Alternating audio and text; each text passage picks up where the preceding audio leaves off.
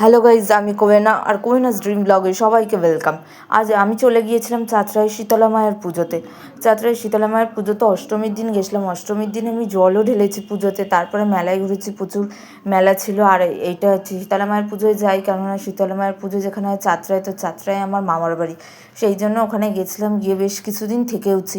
আর আমার চ্যানেলটাকে সবাই কিন্তু সাবস্ক্রাইব করে দিও, আর পাশে থাকা বেল আইকনটা প্রেস করে দিও।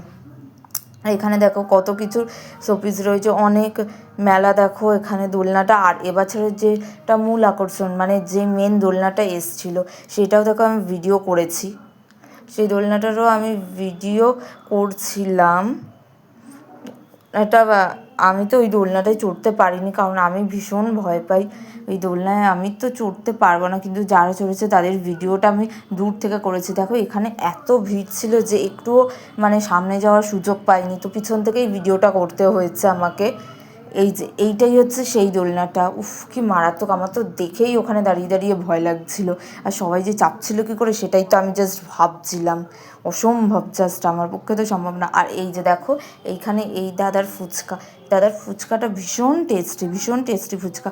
এই দাদা আবার 10 টাকায় 4টে করে ফুচকা দিচ্ছিলো, জানো, 20 টাকায় 8টা ফুচকা দিচ্ছিলো। আর বিশাল বড় বড় কুড়মুড়ে একদম টেস্টি ফুচকা, মুখে দিলেই মিলিয়ে যাচ্ছে।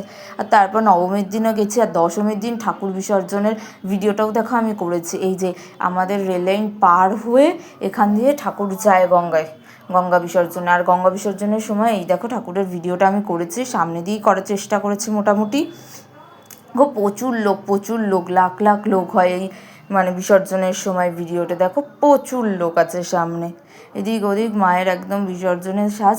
মোটামুটি বিসর্জনের জন্য বেরায়, মানে আমি যখন দেখেছি মোটামুটি 11:30টা বাজে।